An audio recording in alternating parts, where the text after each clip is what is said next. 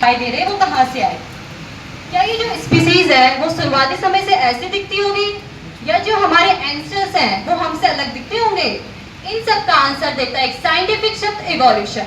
A very good morning to all respected principal ma'am, manager ma'am, chief guests and teachers and all my dear friends. I am Aditi from class 12 and today I am showing my presentation about the evolution. Evolution होता क्या है? Evolution का मतलब ही होता है कि generation to generation jeans में variations आना, इन्हीं के इंसर्ट को हम इवोल्यूशन कहते हैं। लेकिन ये इवोल्यूशन की कहानी शुरू होती कहाँ से है? तो इवोल्यूशन की कहानी शुरू होती है हमारे एक ओरिजिन ऑफ अर्थ से। तो आइए हम आपको ले चलते हैं आज से 20 अरब साल पहले अर्थ की जर्नी के तरफ, जब हमारे यूनिवर्स में एक बहुत बड़ा कॉस्मिक एक्सप्लोजन होता है, यानी कि बहुत बड़ा धमाका होता है जिसे हम बिग बैंग के नाम से जानते हैं। जिसकी वजह से ओरिजिन ऑफ हमारे यूनिवर्स का, और ऐसे भी कहा जाता है कि आज भी इस एक्सप्लोजन से हमारी जो यूनिवर्स है वो आज भी एक्सपेंड कर रही है। इस कॉस्मिक एक्सप्लोजन से कई सारी यूनिवर्स एक्सपेंड हुई और एक्सपेंशन के साथ साथ ये टेम्परेचर कूल डाउन हुआ, जिसकी वजह से हाइड्रोजन और हीलियम जैसी गैस कंटेन। इसी तरह पहली जो लाइफ हमें दिखी वो वाटर के अंदर देखी गई। ऐसा भी कहा जाता है कि अर्थ के बनने के 500 मिलियन साल बाद हमारे अर्थ में लाइफ ओरिजिनेट हुई। लेकिन अर्थ में लाइफ शुरू हुई कैसे?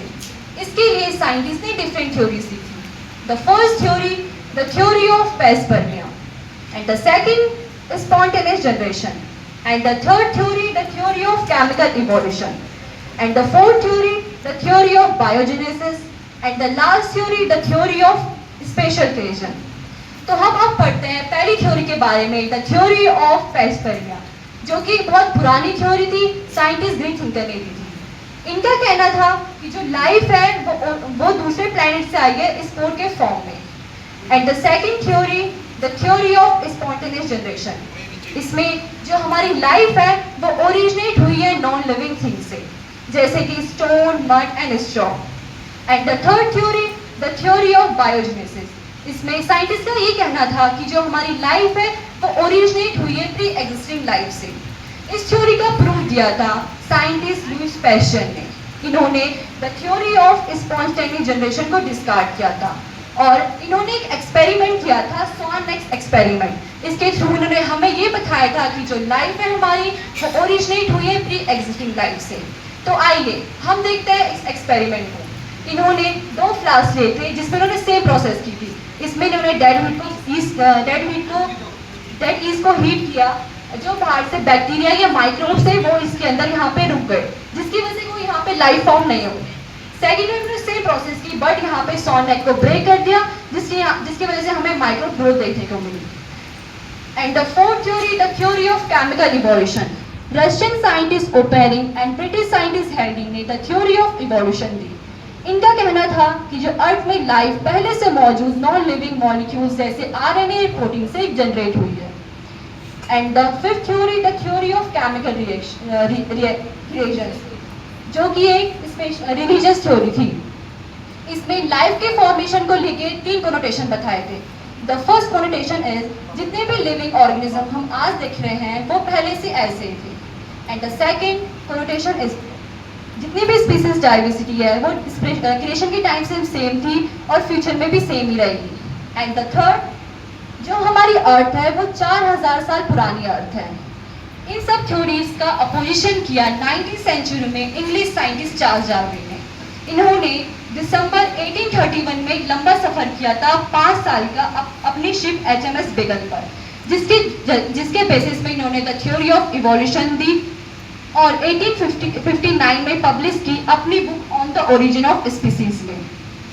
इस थ्योरी के according several life form extinct हुई, जिसके जगह न्यू लाइफ फॉर्म ओरिजिनेट हुई। चार्ल्स डार्विन एकमात्र ऐसी थ्योरी थी जिसमें हमें कई एविडेंस देखने को मिले, जैसे कि फॉसिल्स। अगर हम फॉसिल्स को आज के ऑर्गेनिज्म के मॉर्फोलॉजी से कंपैरिजन करें तो हमें 2 टाइप के स्ट्रक्चर देखने को मिलते हैं, जैसे कि होमोलोगस स्ट्रक्चर, जिनका स्ट्रक्चर जो सेम है लेकिन फंक्शन सेम है। अगर हम मैमल्स के 4 लिम्स की बात करें तो ह्यूमन और कैट के 4 लिम्स हैं, इनका काम है पकड़ना या दौड़ना। व्हेल के 4 लिम्स हैं, इनका काम है तैरना। और जो बैट है, इनके 4 लिम्स का काम है उड़ना। एंड यही सब एनिमल्स डिफरेंट डायरेक्शन में इवॉल्व होते हैं, इसी को हम डाइवर्जेंट इवोल्यूशन कहते हैं। And the next analogous structure, अगर हम डायग्राम के थ्रू समझे, जो विंग्स ऑफ बर्ड है और विंग्स ऑफ बटरफ्लाई है, इनका काम है उड़ना, इनके फंक्शन तो सेम है लेकिन इनका स्ट्रक्चर अलग है, इसी को हम कन्वर्जेंट इवोल्यूशन कहते हैं। तो आइए अब हम बात करते हैं हमारी स्पीसीज यानी कि ह्यूमन के इवोल्यूशन की। हम ह्यूमन का इवोल्यूशन कैसे हुआ? तो जो सबसे पहले ऑर्गेनिजम्स आए थे 15 मिलियन ईयर्स एगो, जो थे ड्रायोपिथिकस एंड रामापिथिकस। जो ड्रायोपिथिकस थे वो एप की तरह दिखते थे और जो रामापिथिकस थे वो मैन की तरह दिखते थे।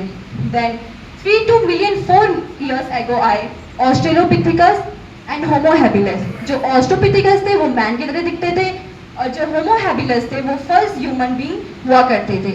जो उनकी ब्रेन की कैपेसिटी थी वो थी 650 to 800 cc। Then 1.5 million year ago आए होमो इरेक्टस, इनकी ब्रेन की कैपेसिटी थी 900 cc। फिर 1,40,000 ईयर्स बैक आए नियरथल मैन, जिनकी ब्रेन की कैपेसिटी 1400 cc। ये अपनी बॉडी को प्रोटेक्ट किया करते थे। Then 17,000 and 10,000 year back Homo sapiens हुआ करते थे, यानी कि हम लोग। तो हमें इससे पता चलता है ये जो प्रोसेस है वो बहुत स्लो प्रोसेस है। इन्वायरमेंट के बदलते इन्वायरमेंट के कंडीशन को अडेप्ट करने के लिए ये प्रोसेस आज भी चलती आ रही है। Thank you and keep evolving. Teachers, guests and all my dear friends, today a special occasion of our school's foundation day. It is great honor for me to stand before you all. Well, my name is Arushi Rawat. I am student of class 12. Today I am showing my presentation about Henry Law. So, आज हम देखेंगे solubility of gas in liquid. आपने nature में कोई ऐसा example देखा है जिसमें जो गैस है वो लिक्विड में डिसॉल्व है, या फिर कोई गैस डिसॉल्व फॉर्म में लिक्विड में प्रेजेंट है? सोचिए आपने ऐसे कहाँ देखा है? जी हाँ, एक्वेटिक लाइफ। जो फिशेस होती हैं या फिर कोई एक्वेटिक लाइफ फॉर्म्स होती हैं, उन्हें ऑक्सीजन की नीड होती है। जो ऑक्सीजन होता है वो लिक्विड में डिसॉल्व फॉर्म में पाया जाता है। So this is one example जहाँ पर हम देखते हैं कि जो गैस है वो लिक्विड फॉर्म डिसॉल्व फॉर्म में प्रेजेंट है। सो आज हम देखेंगे कि कोई भी गैस कितनी अमाउंट में किस कंडीशन में लिक्विड में घुलती है। सो पहले हम स्टार्ट करेंगे कुछ फैक्टर्स से। Solubility of gas depends on the two factors. The first factor is pressure and the second factor is temperature. Let's discuss about the effect of pressure. Effect of pressure describe करता है the solubility of gas increase with the increase of pressure. यानी pressure बढ़ेगा तो gas की solubility घटेगी। Henry एक ऐसे पहले साइंटिस्ट थे जिन्होंने क्वांटिटेटिव रिलेशन दिया गैस की solubility और प्रेशर के बीच। इन्होंने एक मैथमेटिकल रिप्रेजेंटेशन दिया जिसमें Pa is equals to Kh into Ka, where Pa is partial pressure of A, Ka is mole fraction of A, and Kh is Henry's constant. So हम देखेंगे container है जिसमें अगर हम हाई प्रेशर देंगे जो गैस मॉलिक्यूल्स है वो लिक्विड में डिसॉल्व होगी। जब हम प्रेशर को रिलीज करेंगे तो गैस मॉलिक्यूल्स लिक्विड पर सरफेस पे हमें दिखाई देगी। तो इसी एग्जाम्पल से हम एक एग्जाम्पल और देखेंगे। कभी आपने जब कोल्ड ड्रिंक या सोडा बॉटल को ओपन किया होगा तो हमें बबल्स दिखाई देंगे। क्या आपने कभी सोचा है कि बबल्स क्यों दिखाई देते हैं, किस कारण दिखाई देते हैं? जी हाँ, हम इसका रीजन देखेंगे हेनरी के एप्लीकेशन में। फर्स्ट, जो कोल्ड ड्रिंक बॉटल्स या सोडा की बॉटल्स होती है उनमें CO2 फिल रहती है, जिससे CO2 को सॉल्युबल करने के लिए बॉटल को हाई प्रेशर से सील करते हैं। जब हम बॉटल को ओपन करते हैं तो प्रेशर रिलीज होता है, इसके कारण जो CO2 है वो बबल्स की फॉर्म में हमें सरफेस में दिखाई देते हैं। Then the drink become fizzy. We can see the second application of Henry laws, which is scuba divers. Scuba divers जब पानी के अंदर जाते हैं तो उन पे लगने वाला प्रेशर हाई रहता है, इसके कारण उनके ब्लड में नाइट्रोजन गैस फिल हो जाती है। जब स्कूबा डाइवर्स पानी के ऊपर आते हैं तो उन पे लगने वाला प्रेशर कम रहता है, जिसके कारण जो उनकी ब्लड में नाइट्रोजन गैस फिल हुई थी वो अनडिसॉल्व होने लगती है। जिसके कारण उनकी ब्लड कैपिलरीज डैमेज हो जाती है और इसी को हम बेंड्स कहते हैं। सो बेंड्स को अवॉइड करने के लिए स्कूबा डाइवर्स अपने एयर सिलेंड्रिकल में नाइट्रोजन को डाइल्यूट करने के लिए हीलियम को ऐड करते हैं। And we can see the third application of Henry's anoxia. आप सभी ने देखा होगा जो क्लाइंबर्स होते हैं जब वो हाई एल्टीट्यूड में जाते हैं तो एटमॉस्फेयर प्रेशर कम रहता है, जिसके कारण उनके ब्लड में ऑक्सीजन पहुंच नहीं पाती है। And the low concentration blood oxygen causes climber to become weak and unable to think clearly. This condition known as anoxia. Let's effect of temperature, which is solubility in gas and liquid. The solubility of gas in liquid is inversely proportional to the temperature. यानी temperature बढ़ेगा तो gas की solubility घटेगी। आप सभी ने देखा होगा जो फिशेस होती हैं वो कोल्ड वाटर में रहना प्रीफर करती है। क्यों? क्योंकि कोल्ड वाटर में जो ऑक्सीजन है वो डिसॉल्व रहती है, इसलिए फिशेस प्रीफर करती है कोल्ड वाटर में। एंड हॉट वाटर वहाँ पे जो ऑक्सीजन है वो कम रहती है, इसके कारण हॉट वेदर के कारण जो फिशेस होती हैं उनकी वहाँ पर डेथ हो जाती है। Then as we see Henry laws not a scientific principle but also a part of our daily life through gases dissolved in liquid. Thank you. So what we are going to learn today is structure of optical fiber, working of optical fiber, type of optical fiber and applications of optical fiber. But first we have to know what was the need of optical fiber. In 1956, Anglo-Indo-American scientist Naren Singh Kapadi invented optical fiber. That's why he is also called father of fiber optics. But before that, we used to use copper wires as our optical fiber. So what was the need of optical fiber? The need was because of copper wire was so expensive at that time, no one was able to buy that. That's why Naren Singh Kapani invented optical fiber. What is optical fiber?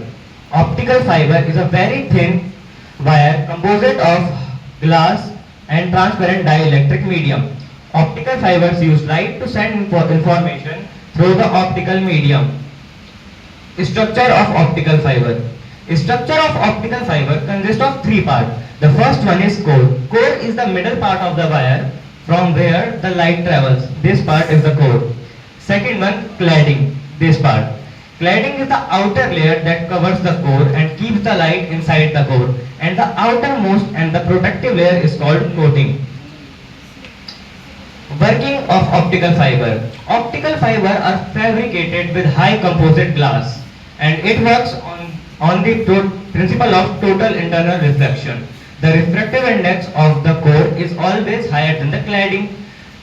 The light rays enter from the one side of the wire and comes out to the other side of the wire.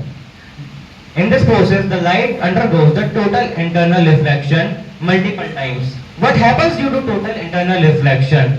There is negligible loss of intensity of light and light can travel long distance without much attenuation. As you can see in this diagram, the light enters the wire from one side and gets reflected many times inside the core and then comes from the other side. The light enters the core at a certain angle like you can see and refracts repeatedly at the core cladding boundary. Types of optical fiber. Optical fiber are mainly classified on the two types. The first one based on mode of propagation. There are two types of optical fiber on the basis of propagation. The first one is single mode optical fiber and the second one is multi-mode. The single mode are used in long distance cables like up to 100 km and the multi-mode are used in 2 km. You have used these in your daily life, like this laser light is the example of single mode optical fiber and LED lightnings are example of multi-mode fiber, optical fiber. Second one, based on refractive index profile. First one is step index multi-mode fiber and second one graded index multi-mode fiber. Step index fiber core has a uniform refractive index and in graded index, refractive index of the core gradually decreases from the center to the edge. Application of optical fiber. We use optical fiber always in our daily life. The first one is transmission. Optical fibers are used in cable TVs and cables in undersea. Second, provides high speed of data. Second, medical field. Optical fibers are also used in medical fields in endoscopy to see inside the human body and used in laser operations. The third one is computer networking. Ensure fast and reliable data transfer and permanent data search.